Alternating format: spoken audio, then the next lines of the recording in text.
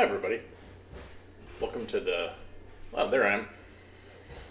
Hi everybody. Welcome to the AV Geeks Lunchtime Streaming Show, where we watch old 16mm films and then reflect on our current times. This first film is Why We Use Money. Enjoy. I don't think we've seen this before, but if we had, please tell me in the comments. Enjoy.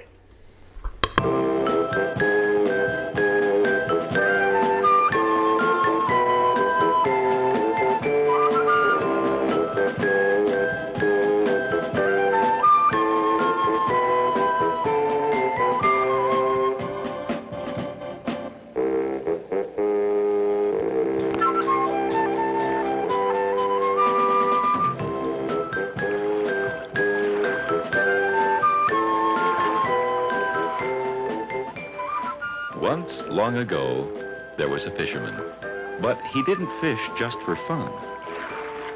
He used the fish he caught to trade for things he needed for himself and his family. What he needed right now, most of all, was a new sharp knife to cut himself loose. Since there was no money in those days, he couldn't buy a knife, so he took the fish and went to the knife maker to see if he could make a trade. Good morning, Mr. Knife Maker. Here's a nice fresh fish I just caught. I'll trade it to you for a good sharp knife. I've already traded 2 knives for fish this morning. Look there. How many fish do you think I can eat in one day? What I need is a new hat to keep the sun out of my eyes. My old hat fell in the fire yesterday. Bring me a new hat, and I'll give you a sharp knife. Very well, Mr. Knife Maker. I'll go to the hat maker. So the fisherman took his fish and went to the hat maker to see if he could make a trade. Mr. Hat Maker, I'll trade you this nice fresh fish for one of your hats. Then I can trade the hat to the knife maker for a good sharp knife. Well, fisherman, I'd like to oblige you. Really, I would. But this morning a man already traded me a fish for a hat. Now, if you were offering me a loaf of bread to go with my fish, well, we might make a trade. It's a long way to the baker's, but I'll go and see if he'll trade with me. So the fisherman set out for the baker. Mr. Baker, please trade me a loaf of bread for my nice fresh fish so I can trade it to the hat maker for a hat. Then I can trade the hat to the knife maker for a knife. Well, We don't need a fish. I caught one this morning. What we need is a new pot. Ours is cracked. Bring a new pot and maybe we can talk about a trade. So the fisherman took his fish to the potter's shop. Oh, please, Mr. Potter, trade me a pot for my fish so I can trade it to the baker for a loaf of bread. Then I can trade the bread to the hat maker for a hat, and trade the hat to the knife maker for a good, sharp knife.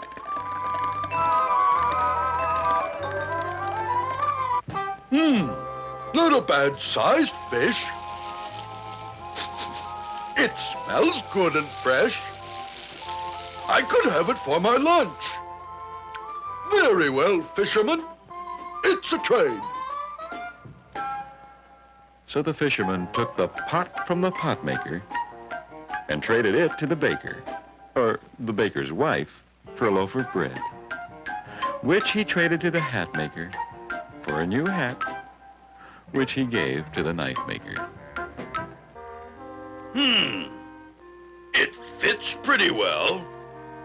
And it's nice and soft. All right, fisherman. Here's one of my best and sharpest knives. Thank you, Mr. Knife Maker. Now I can cut myself loose.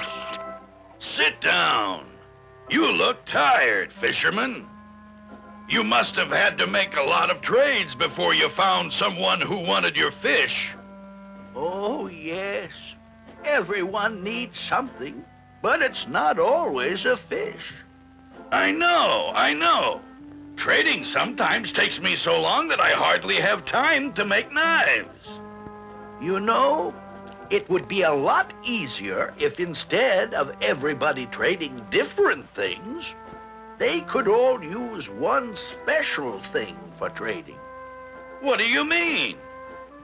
What kind of special thing could everyone use? It would have to be something really special. Something you couldn't find just anywhere. Like little bits of precious metal. Gold or silver or copper. Then people would trade them for the fish they caught, or the bread they baked, or the pots or knives they made. Not a bad idea. We wouldn't have to do all this trading. If you needed a knife, you'd come straight to me. And if I needed a hat, I'd go straight to the hat maker. And what a great deal of time and trouble we would save. So the fisherman and the knife maker talked to all the people who lived and worked in their village about the new idea. Ooh, what a great idea. Yes, I think it would work. Why didn't we think of it before? The idea spread, and soon everyone began using small pieces of precious metal for their trading. Some pieces were worth more than others and were stamped with marks which told their weight and value. Many were stamped with fancy designs. These were called coins. Nowadays, we use coins too, to trade for things we need. We also use paper money. Today, a fisherman still catches fish, but he sells his fish for money.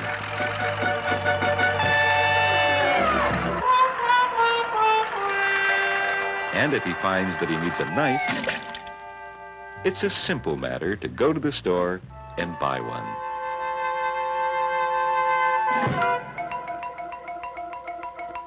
Oh, well, it's a fairly simple matter.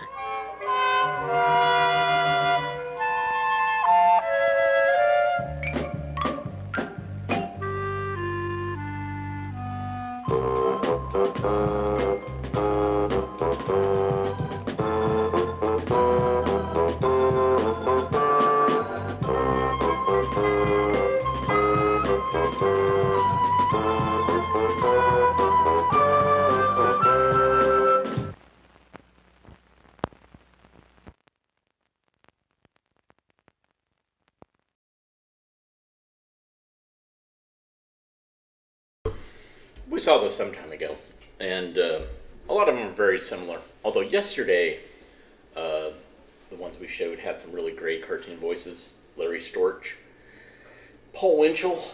All right, I think this is Canadian, but I don't think it could have existed without Saturday Night Live. So here's National Mulch. We saw this a long time ago. Enjoy.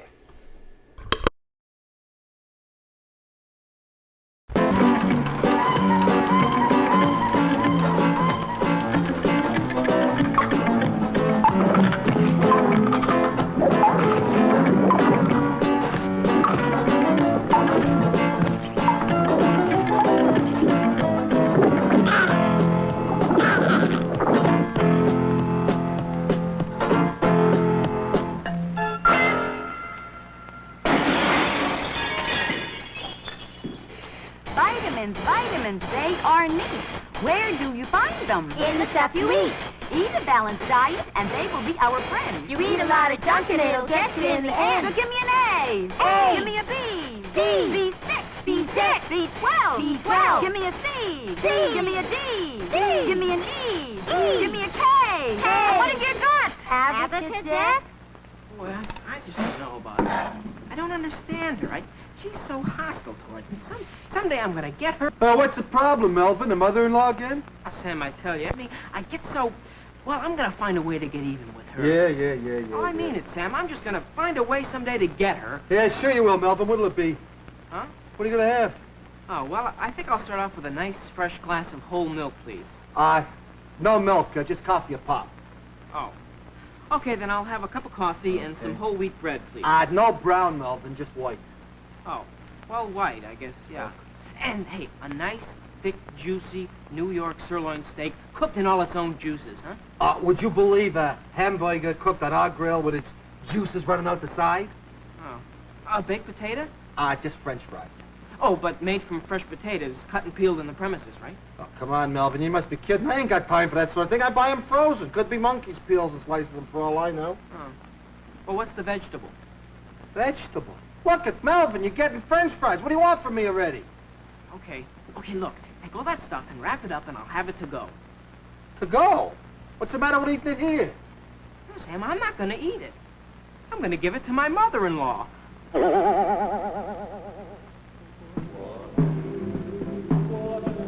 Please. Haven't had anything to drink in 3 days. Cola. Please. Cola. Cola. Sometimes being surrounded plays strange tricks with a man, poor devil. But next time you're under attack by thirst, why not reach for a water? Yes, snap a tap of water. You'll be glad you did.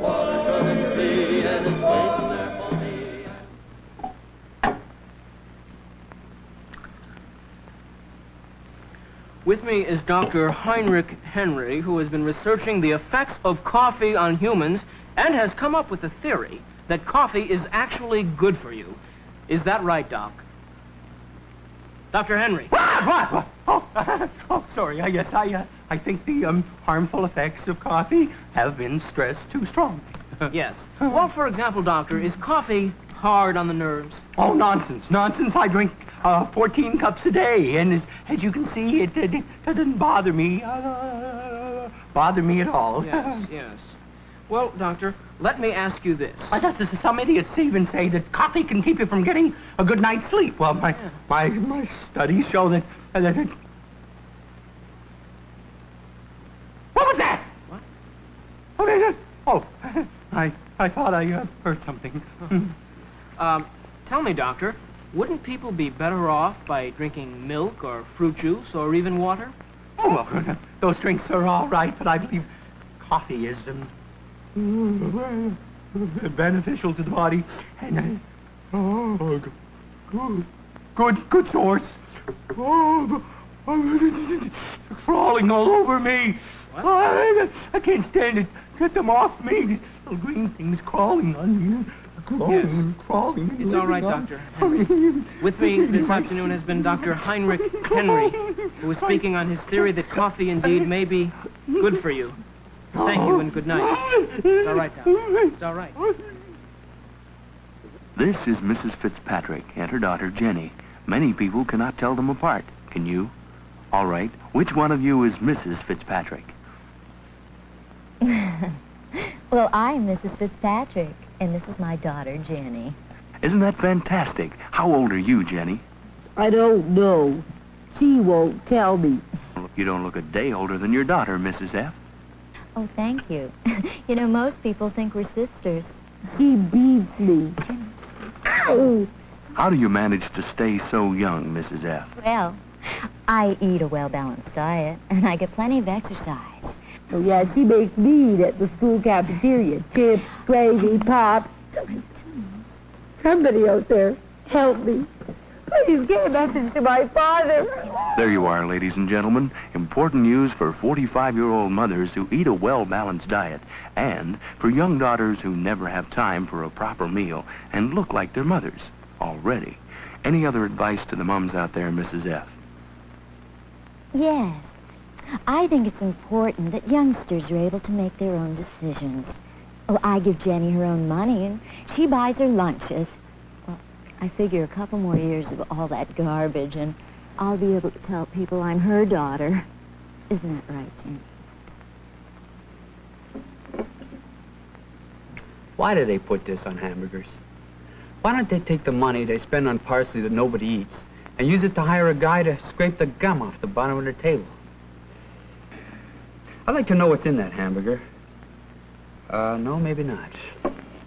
Sure, there's protein in it, but they cook it so much that a lot of it can be damaged. Besides, the filler they often put on the patty soaks up a lot of fat while the meat is cooking, and they say we're all eating too much fat in this country anyway. Then, of course, there's the bun. Soft and gummy, very good for mopping up spills.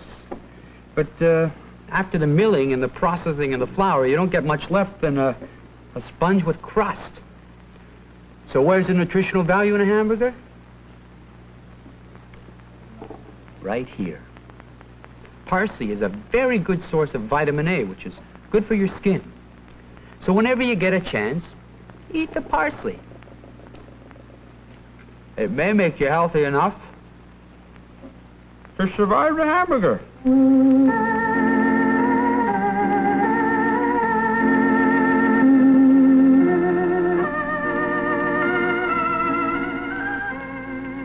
And that's the main thing, isn't it? It is.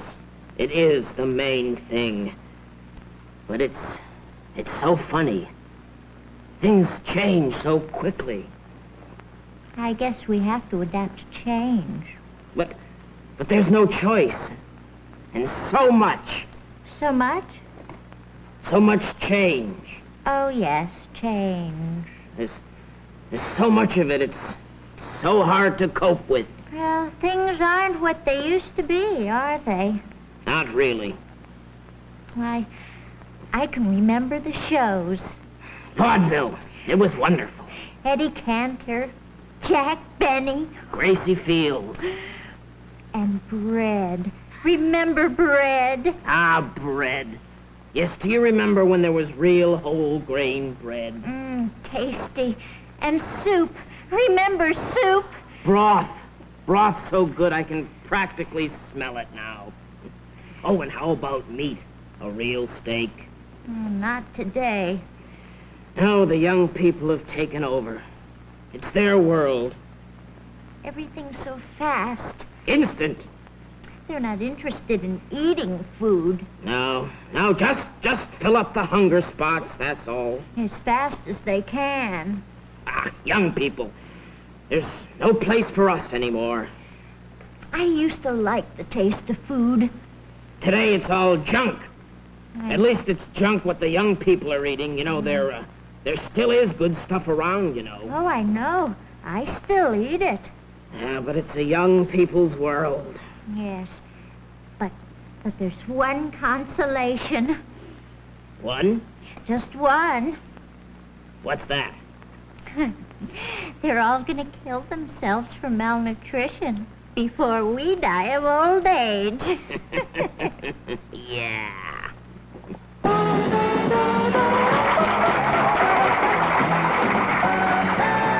Well, ladies and gentlemen, we've reached the final plateau here on the Big Payoff for the first time in the history of our show. Now, back there in our soundproof booth is Mr. Rummy Softcakes. Can you hear me, Mr. Softcakes? I can sure hear you again, yeah. Good. How are you tonight? Well, I'm kind of nervous because, you know, this is my big night. That's for sure. And folks, as most of you know, if Mr. Rummy Softcakes can successfully handle this final plateau here tonight on the Big Payoff, he will win $250,000. If he fails, then he loses everything he's won up until this point. Okay, Mr. Softcakes, I'm going to turn off your speakers for a moment while I'll explain some things to our audience. Can you hear me now? Good. All right, friends, as you know, our contestant, Mr. Softcakes, has chosen the subject of body health and nutrition. Now, he has successfully answered some of the most difficult questions on that subject up to this point. He doesn't know it, but he is now, at this very moment, answering the question that will either win him the big money or nothing at all. Because last week we gave Mr. Softcakes 25 books and told him that tonight's question would come from somewhere on those pages. One of the pieces of information on one of those pages mentioned the fact that vitamin E helped the blood in the lungs use oxygen more efficiently. As an example, a deficiency of vitamin E creates need for more air over a specific period of time than an adequate amount of vitamin E. Well, we told Mr. Softcakes to be prepared for anything, and so we would have expected him to supply his body with sufficient vitamin E. Now, if he has, then he will win the $250,000. However, if he has a vitamin E deficiency, then, Well, we'll wait and see, because you see, when we turned off his speakers, we cut off his air. Now, there is enough air in there for a man with sufficient vitamin E only. If Mr. Softcakes has a deficiency, we should begin to see the effects right now.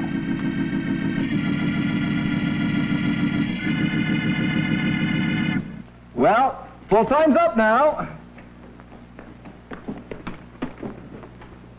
He's gone. You mean that's it for Mr. Softcakes? Yep, afraid so. Sorry, Rummy Softcakes, you lose. But, folks, it's been a swell few weeks, hasn't it? I was really hoping old Rummy there would win, but you win a few and you lose a few. Well, it's a little late, so we gotta go. But remember, don't trust anybody. Night all.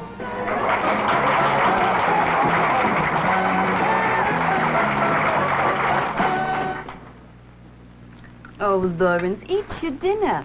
You filled up on snacks again. You can't live on snacks. Just try it, Lawrence. It has lots of vitamins in it, Lawrence. Don't you want to grow up to be healthy and strong? Come, dear, for your mother's sake, eat just the most good food.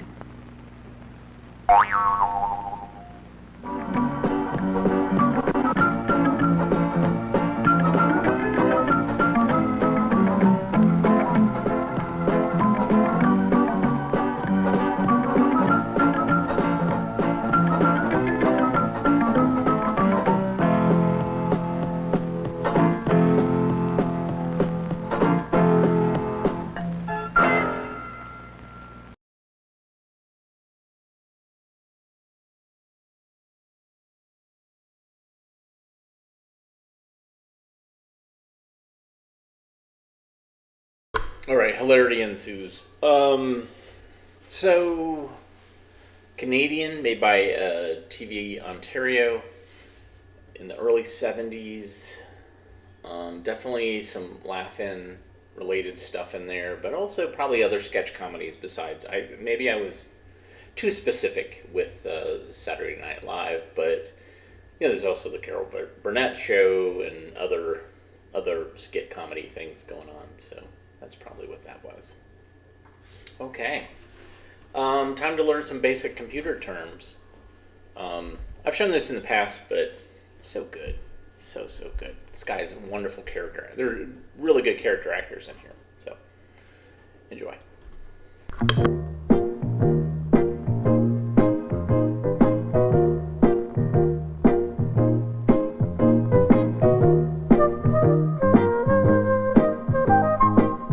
This is about basic computer terms, which we need to know, maybe, because a lot of us are having to work with computers nowadays, and we never expected to, right?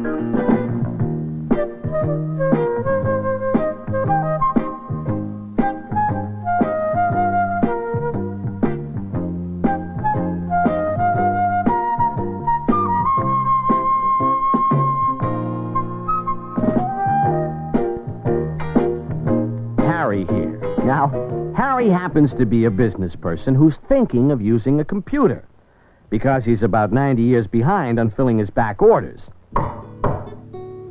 Enter Jane, the computer expert, who says, "I hear you need some help with computers." "Computers?" asks Harry. "Oh, yeah, computers. Say, listen, I know my business here. Even if I'm a little behind on the back orders, but nothing is what I know about computers." In fact, Harry doesn't even like computers. Maybe because he's seen all those old movies, where the computer takes over the world. "Not to worry," says Jane. All a computer is, Harry, is a machine. A machine for handling information. "Jane," says Harry, "you're being very nice, and I appreciate it. But I've seen about these computer things. They are very big, very, very gigantic type things. I mean, you and me, they could eat for breakfast." "Harry," says Jane, "computers don't eat people. It's true, computers were very big in the old days, but that was before transistors, integrated circuits, things like that.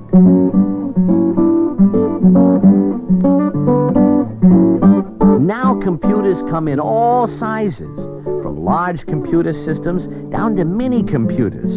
In fact, you can already get a kit and build a simple computer yourself. Well, says Harry, I can tell you even that mini computer there has me scared. What's to be scared of, says Jane. Look, let us go through this computer thing term by term, and we will find out it's not as bad as you think. But why are we doing all this, Jane? What can this machine do that we can't? Harry, you're catching on. That's it. This machine cannot do anything that people cannot do. Or, to put it another way, people can do anything a computer can. Only the truth is, the computer can do it about a zillion times faster. A zillion times faster, says Harry. With a zillion times faster, I could maybe even catch up on my back orders. So, okay, how do we make this thing do whatever it does? First, says Jane, you have to know the difference between hardware and software.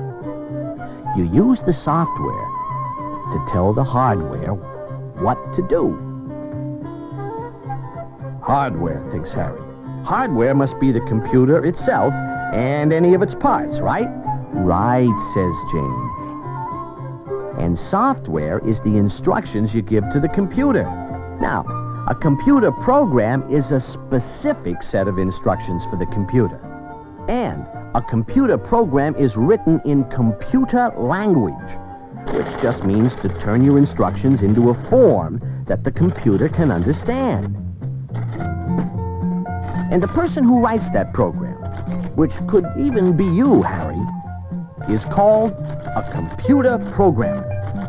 Now, you put the program into the computer, and the next thing you put in is the information you want the computer to work with. And the term for that information is data. Now, the next thing to know, Harry, is that no matter how big or small a computer is, it has 4 basic kinds of devices in it. Input, processing, memory, and output. The first are the input devices, which is where you put the information into the computer. The second are the processing devices, where the computer does most of its work. For example, it can organize information, or add, subtract, multiply, and divide numbers, or find important facts. The third are the memory devices, which store the information. And the fourth are the output devices, where the result comes out of the computer when you ask for it. Input, processing, memory, output, says Harry. How about that first kind of device there, asks Harry. You know, where the information goes into the computer.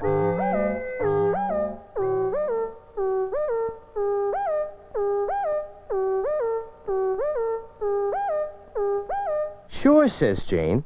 Look, here's one of the most common input devices, the card reader. You use a card punch, this thing here, to put both the program and the data onto computer cards. A key punch operator types holes in computer cards, holes that represent letters or numbers. And a group of computer cards taken together is called a deck. Now, the deck of cards is loaded into the card reader, which shines light through the holes, see? Thus putting the information into the computer. Another common input device is the terminal. Usually, a terminal uses a typewriter keyboard to put programs and data directly into the computer. And at the same time, the computer shows what is being typed. Sometimes it shows it on paper, and sometimes it shows it on a cathode ray tube, which we call a CRT for short. Okay, now, if there are no bugs in the computer program... Bugs, says Harry. Computers have bugs? I don't mean those kind of bugs, Harry. I mean bugs, which are mistakes in the program. Like when you give the computer the wrong instructions, the program has a bug in it. When you correct the mistake, it's called debugging a program. Okay, once the program is right, it's put into the computer. And next, you put the data into the computer. Then what happens, asks Harry. Then, says Jane, the computer goes ahead and does what you told it to do, which is called running the program. Okay, says Harry, I write the program in computer language. I put the program and the data into the computer, which then does what I tell it to.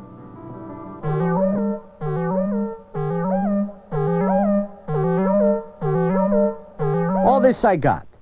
But what does the computer actually do in there? You know, in its insides. It processes the data, says Jane, using its processing devices. Usually they're called Central Processing Units, or CPU for short. The CPU can process the data in whatever way you have programmed. Processes data, wonders Harry. What can this processing thing really do? Well, says Jane, for example, it can add up large numbers, or monitor vital functions of patients in a hospital, or rearrange composition of a newspaper page,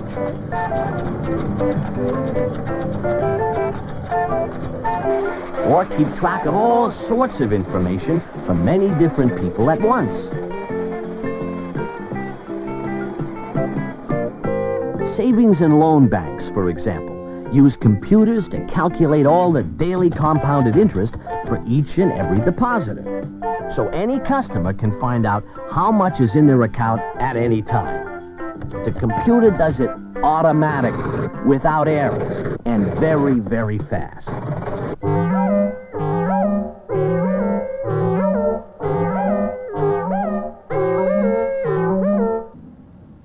But Jane, asks Harry, how does a computer remember all this information?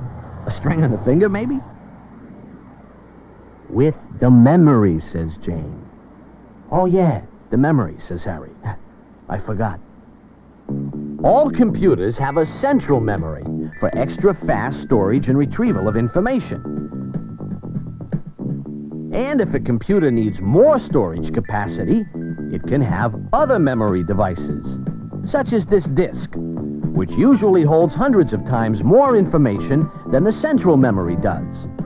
A disk works much like a phonograph record, except that it uses magnetic coding.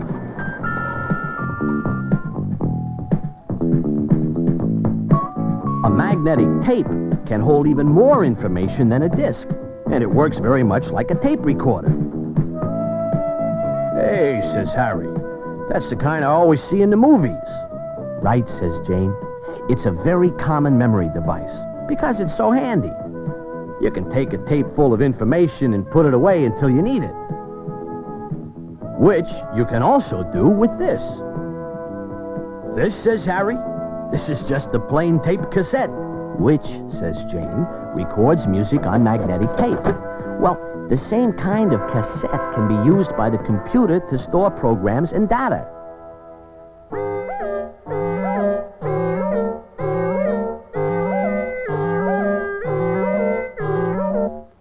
Okay, says Harry, we have this memory thing here, and it can store the computer program, and it can store the data.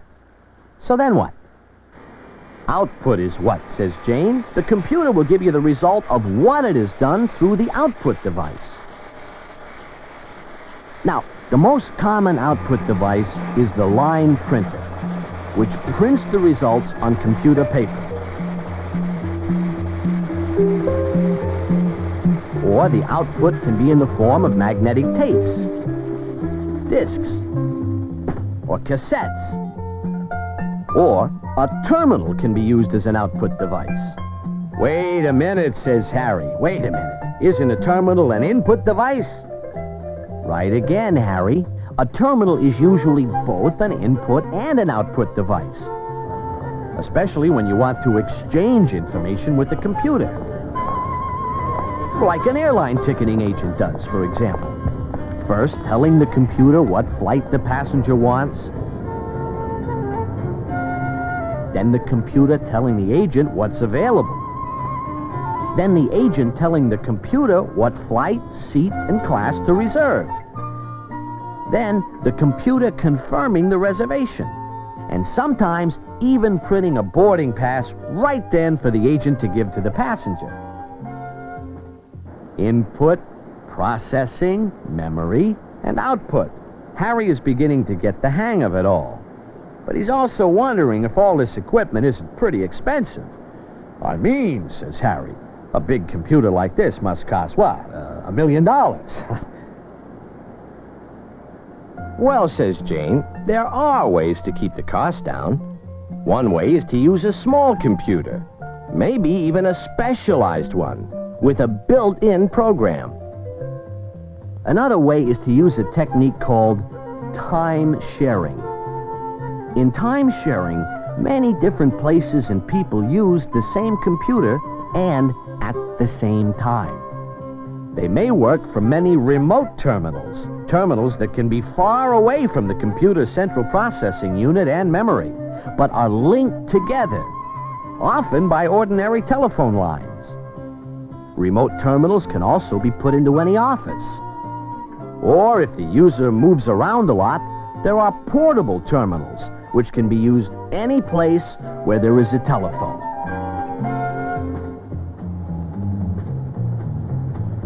But after all these basic computer terms, Harry is still worrying. Harry is a worrier. Listen, he says, if these machines do all this thinking, Harry, says Jane, computers don't think. It's us people who do the thinking. Computers simply process the data that you give them. And they process it in the way you tell them. The way I tell them? If this computer thing has to listen to me to know what to do, we may be in trouble in here. I'm no Einstein, you know what I mean? To tell the truth, says Jane, neither am I. But, it isn't all that hard. Almost anybody can learn to use a computer these days. Anybody, asks Harry? Anybody, says Jane. Well, the end of the story is that Harry thanks Jane for her help and learns to use the computer terminal that is now right in his office, which helps him catch up on all those back orders and generally keep track of things much better than before. In fact, Harry is even thinking of cleaning up his office. Although you gotta remember, says Harry, you don't want to do too many new things at the same time, right? Right, Harry.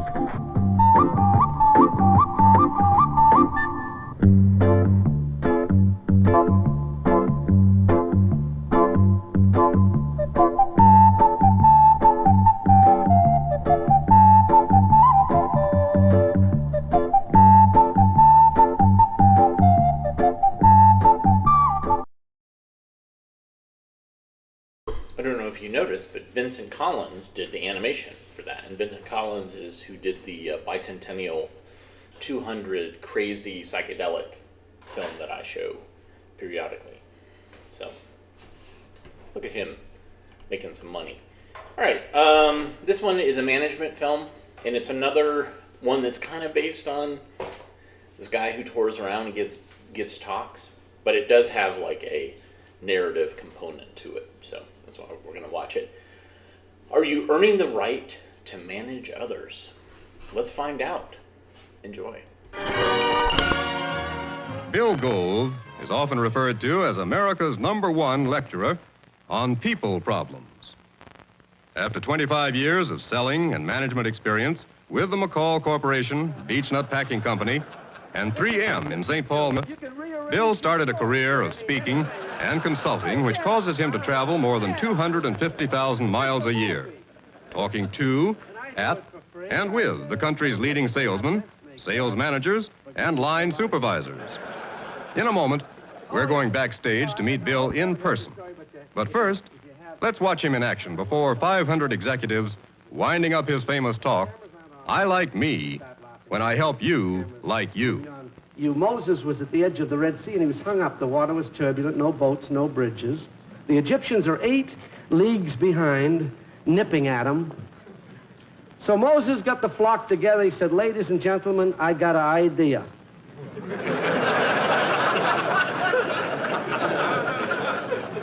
He said, what I'll do, see, is go to the Red Sea there and make a pathway in the middle. We'll go across in safety. Then those Egyptians will get in the middle, Drownsville. A little short guy, public relations man with horn-rimmed glasses and a cigar, walked up to him and said, Mo, baby. He said, pull this off, I think I can get you 2 pages in the Old Testament. Not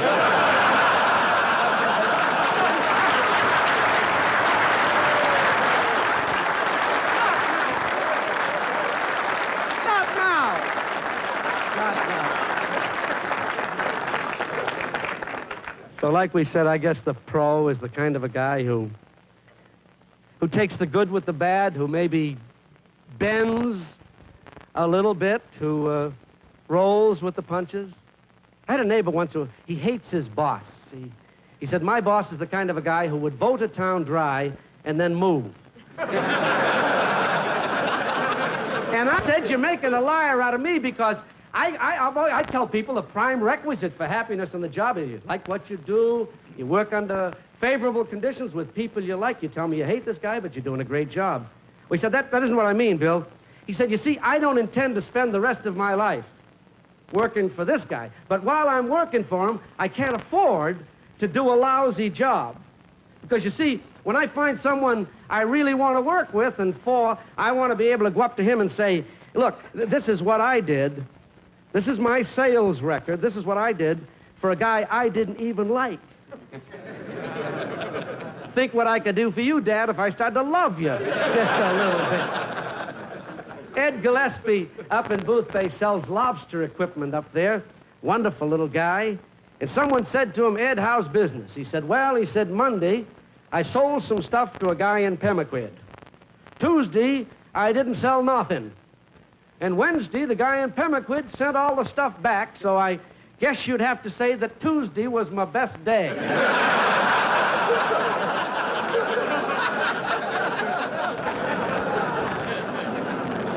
friend of mine has a sign taped to his bathroom mirror. He has to see it in the morning. And this sign simply says, there'll never be another day just like today. What are you going to do with it? Well, now, this is all right. Not quite specific enough for me. Not quite meaningful enough. I'd like to see a sign over the mirror, and I'm going to try it, that simply says, how many people after today will look just a little better in their own eyes because they've met and dealt with you? You know, at the end of a meeting, a speaker is supposed to come on with a lot of inspirational jazz so that you walk out sideways so you won't fly. Supposed to give you a little tear-jerking poem or a quote from the scriptures. I don't go for this. We've had some fun. If you got half of one idea in the time we've had together, I'll just be thrilled. How many people will look a little better in their own eyes after today because they've met and dealt with me? You get this under your attitude, under your skin, and you don't have to have very much else going for you. They'll stand in line to do business with you. You've been a delightful audience. Thanks so much for listening to me.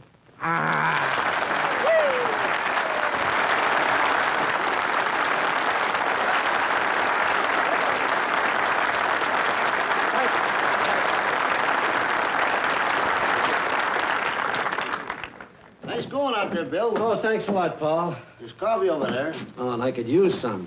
Oh, man, I'll guarantee I'm beat. Great audience, though. Ooh.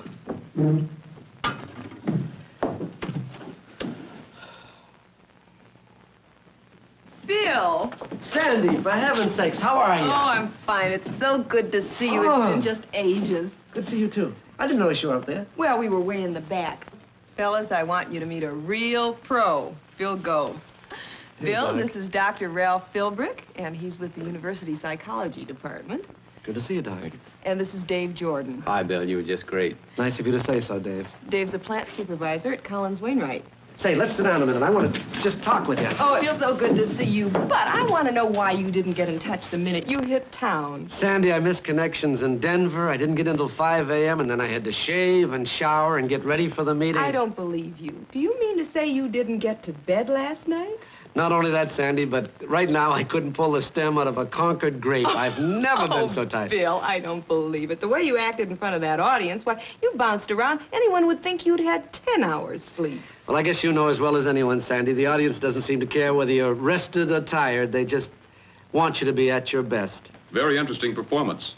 Oh, thanks a lot, Doc. Golly, it's good to see you, Sandy. Well, we wouldn't miss seeing an old pro like you. You know, I'm flattered, Sandy, because probably the greatest thing you could call anybody in this business is a pro. It certainly is something to shoot for, I can tell you that. Well, I meant it. I noticed that people in your line of business tend to refer to your more successful contemporaries as pros. Now, doesn't pro or professional have different meanings? Do you mean something like a doctor or a lawyer? Not exactly, Doc. No, not exactly. Well, the athlete. The word professional means what? Getting paid? Now, wait a minute. That's not what I meant when I called Bill a pro. You know, this is a tough word to define, isn't it, the word pro? I'm not so sure I know what it means, but I think I know what it doesn't mean. I don't think the word pro is short for professional. Is there a difference, a real one? I think so. You can be a professional, still not be a pro. Yet you could be an amateur and still be a pro. Oh, come on now. Aren't you splitting semantic hairs? I mean, I still see no real distinction for your word pro. Let me see, Doc. You're watching television, football game, Sunday afternoon, and some guy goes over the goal line, makes a touchdown, he's got about 3 guys on his back. And everybody in the room looks at everybody else and says, and there is a real pro. Or a little later on, you're watching the finish of the golf matches, and some guy comes along from 4 shots back and wins it all. What do you call him? He's a pro. Of course he is. Yeah, but you lost me one place, Bill. Okay, so a pro is not only an athlete. He's... Well, Sandy here called you a pro. You're what? A pro speaker? A pro salesman? You are a salesman. Right. Okay, so where do we draw the line? Everybody can't be a pro. Take me, for example. I'm a plant supervisor.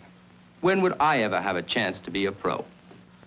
All the time, Dave. A supervisor certainly is a pro if he's a good supervisor. I was a sales manager for about 20 years, and I'd like to think that handling men is a mighty important job. A job, maybe, that separates the pros from the non-pros. Excuse me, Mr. Gove. I'd like to pursue this a little further, if nobody else minds.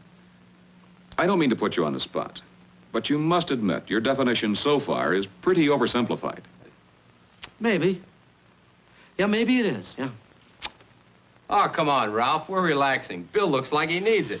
I could go for some coffee. How about some... Oh, I'd love some. Like Fine, come on. I'll give you a Help me, hand. I'll Dave. take mine with cream and sugar, Bill. Oh, boy. Okay, here you are, sir. This has been a day, hasn't it? Listen, how's your go?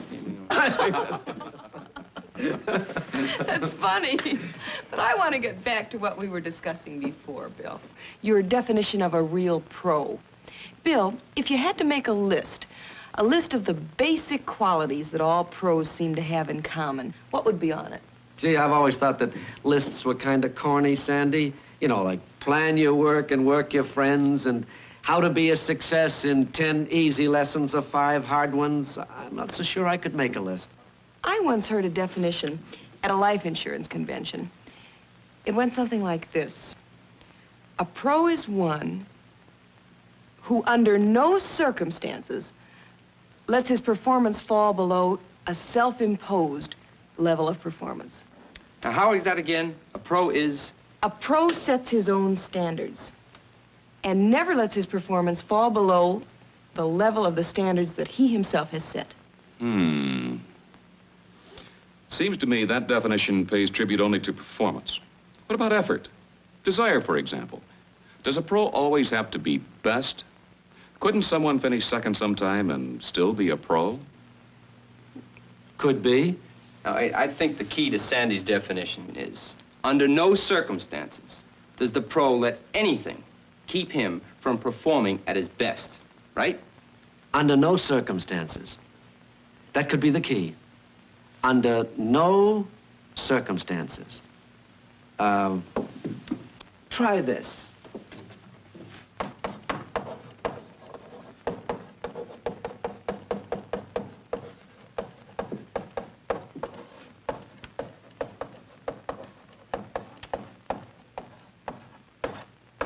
A pro is at his best, regardless.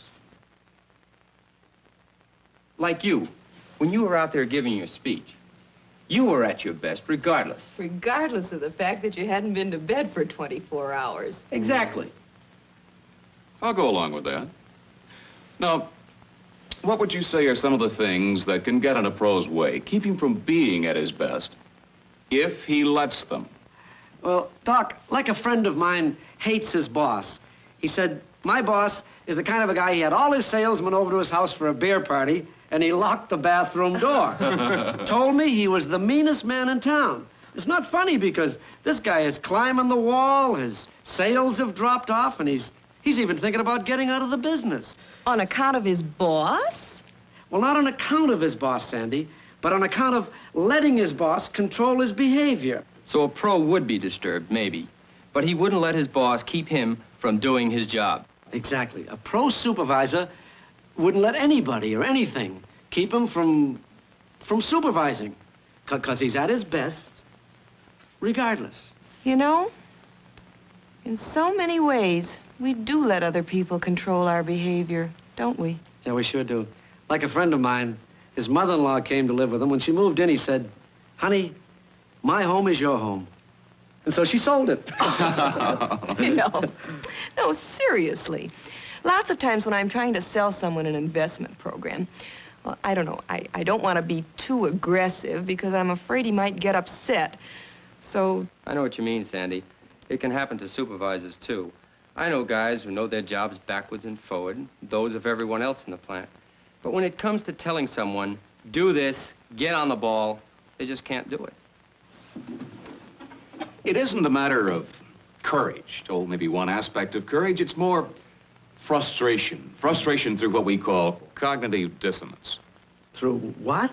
Cognitive dissonance. It so happens, Professor, I know what cognitive dissonance means, but maybe Sandy and Dave here never been sick in bed with it. Would you mind spelling this out for the uninitiated? Come on, pull the needle out. I'll bet they both know. Anyway, in words of one syllable, cognitive dissonance is a state of emotional tension created by a conflict between a person's basic principles, his ethics, and actions he feels obliged to take. One syllable, yeah. Okay. You mean a supervisor might want to tell his people what to do, or might even have to lower the boom because it's important to him. But something else is actually more important to him. As though if he really gets tough, they might resent him. Certainly. A man like this has a strong desire to be liked. If he shows too much aggression, if he pushes too hard, the other person won't like him. It sounds oversimplified, but it really is that simple in action. Most of us are brought up, conditioned to want people to like us, to need the approval of others, to crave it as we crave the approval of our parents and teachers when we were children. This need can be so strong that it overbalances the real need to do our job, to be at your best, if you like. So a pro supervisor has got to be at his best regardless of a boss who acts like a dictator. Or a wife who's always nagging. Or cognitive dissonance, conflict of values. He just doesn't let anything throw him emotionally. Or physically. Right, anything. A pro likes to be liked, sure, who doesn't? But he doesn't crave it that much. He doesn't need it. He knows that any time he's at that plant, nothing is more important than running a tight department. Say, Bill, when you were a sales manager, did you ever have to fire anyone? Oh, yeah, but you know, that's the easy way out. I think the toughest job in the world is to look a guy in the eye and tell him he's dogging it, that he's goofing, or that he's got a drinking problem. That can be real tough. I know what you mean. Yeah, I had something like that happen when I was a sales manager. One of our boys just wasn't cutting the mustard. And he'd only been with us a few months, but he got started good. But then he just wasn't following through. He was no beginner either.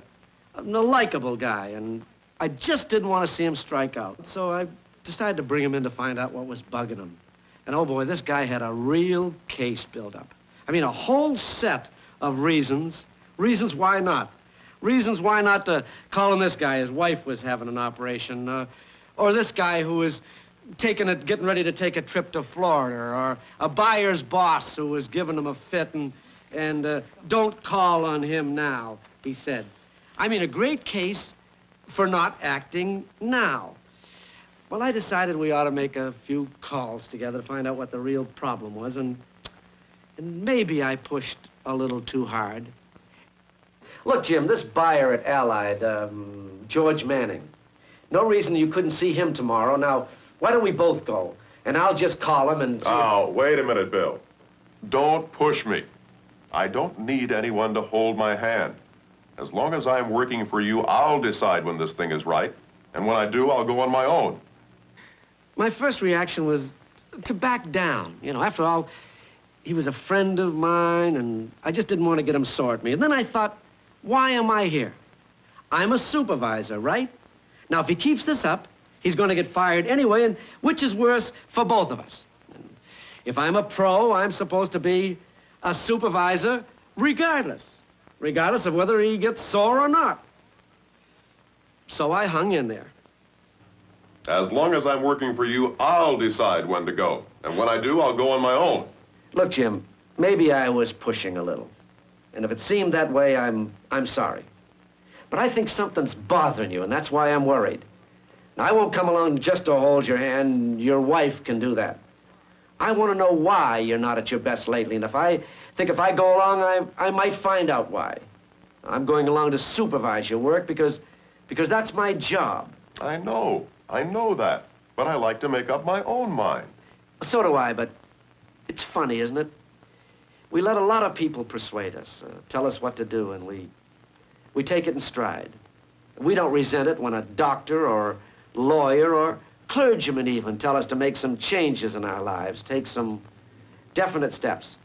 But let a supervisor whose only job is to supervise people, and everyone must know this. Let a supervisor really supervise, and you'd think he was asking us to co-sign a loan. Now, wait a minute, Bill. You decided to help me before I even asked for help. Jim, which would you rather have me tell you? That I think you need help? Or that you ought to start looking for another job? Now, which would you rather have me tell you? Great. Wow. Did you work it out? To make a long story short, I think, yes, we did. Yeah? Be honest now, Bill. This business of let me help you or I'll have to fire you.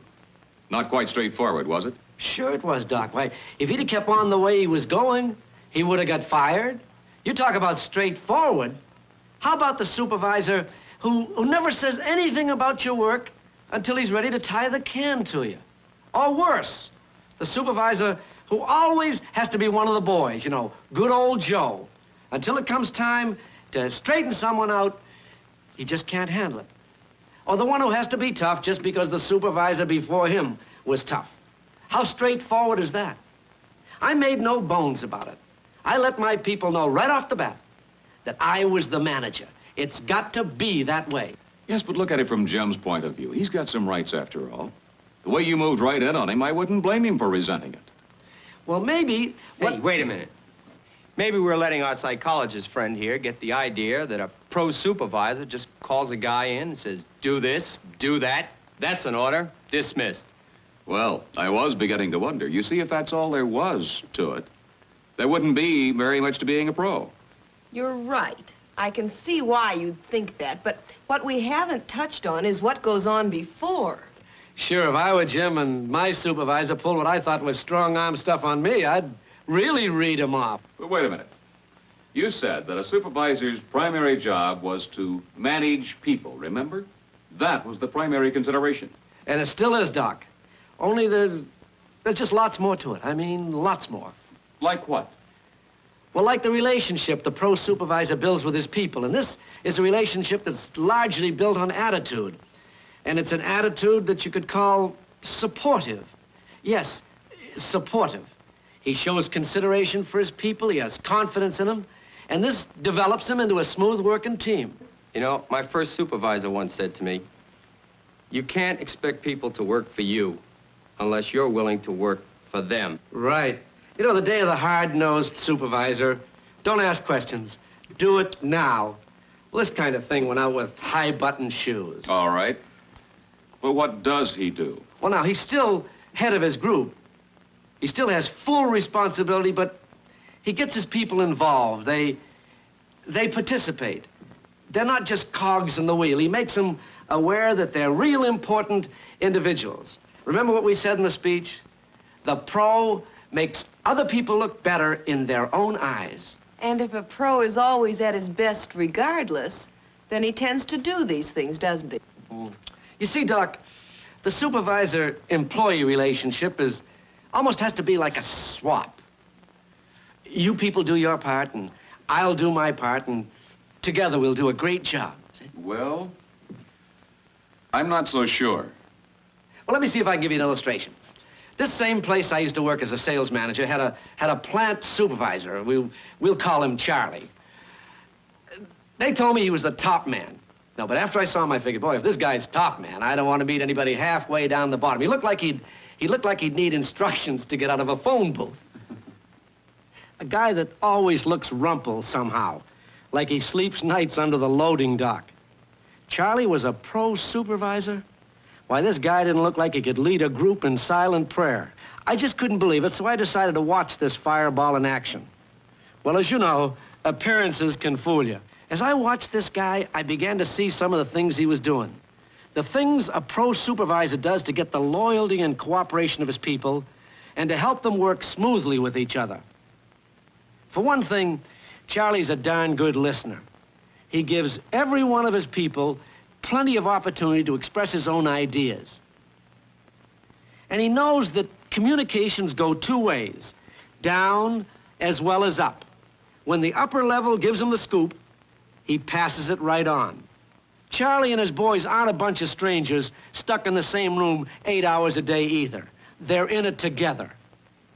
And Charlie's one of the boys. Not the kind that loses his backbone trying to be one of the boys. Charlie's still the boss. And when something comes up, he doesn't have to take the whole load on himself, not Charlie. He knows he can count on help. When it comes to handling a problem, he makes it a group effort, not to avoid any responsibility. That's his, and he knows it. He knows, too, that if people have a say in what they do and how they do it, they try harder to make it work. So he doesn't ram any of his ideas down their throats, even when he has them, good ones. Anybody's suggestion is treated as a group suggestion, not Ed's or Joe's or Bill's idea. That way, they're all part of the effort. When he has something to propose, he slides it in as a question or a speculation. And if the going is a little rough afterwards, if it doesn't quite pan out as they figured, he takes it with patience and understanding. He never jumps on them. If he should get any static from upstairs because it didn't work out, he takes the rap. I've seen him do this even when I knew it wasn't his fault. But the big thing about Charlie is he's always encouraging his men to get ahead, even if it means losing them to another department. He's always on the lookout for transfer and promotion opportunities and recommending men for advancement to these jobs. That's what I call supportive. And what's the proof of the pudding? Well, he actually expects more out of his people. He lets them know that, and he gets it. One thing about Charlie's crew, consistently, it's a high-performance outfit.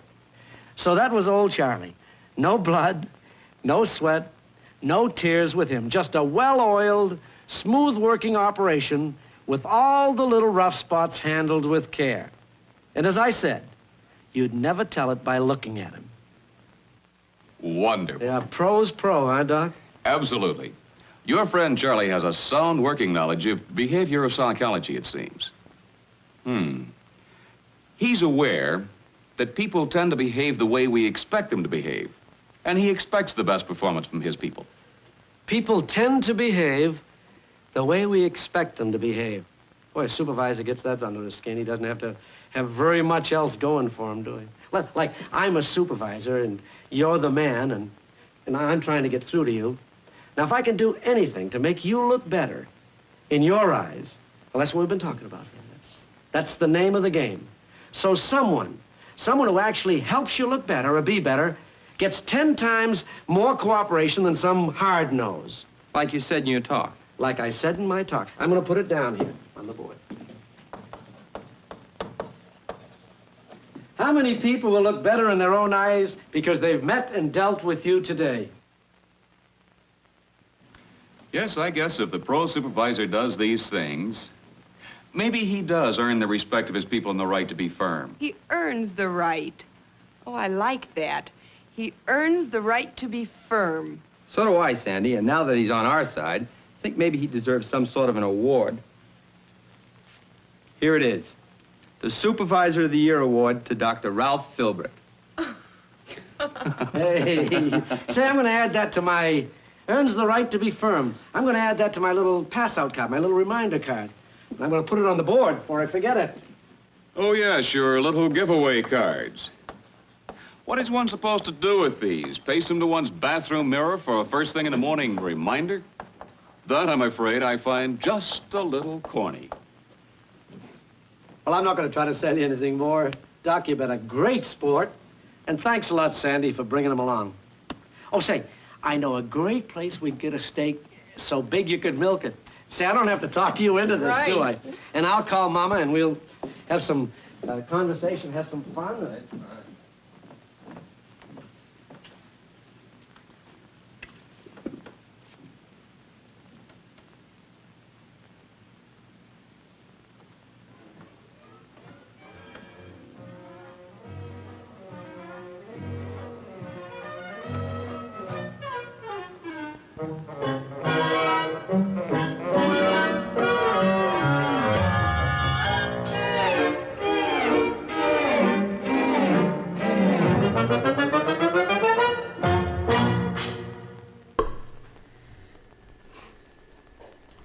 Alright, so that's not the best BNA film that I have, but it is indicative of BNA, and there's some of those that get really boring, where it's just a guy going blah, blah, blah, blah, blah.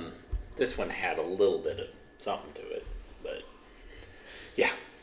So I often asked, like, if I had to get rid of films, I think these management films would go first. Like, they're so boring. And this one, yeah, I don't know if I would put together a show around this. So, anyways, thanks for watching today. Very much appreciate your eyeballs. You can donate, even if today wasn't a great show. You can donate via the Super Thanks button. You can subscribe. You can hit the thumbs up. You can donate via the patreon.com/avgeeks, Venmo at skip-alzheimer, or buy us coffee at ko-fi.com/avgeeks. All great ways to support us, but even just showing up is very much appreciated. All right, we'll be back again tomorrow. Everybody have a great rest of your day. We will see you soon. Bye.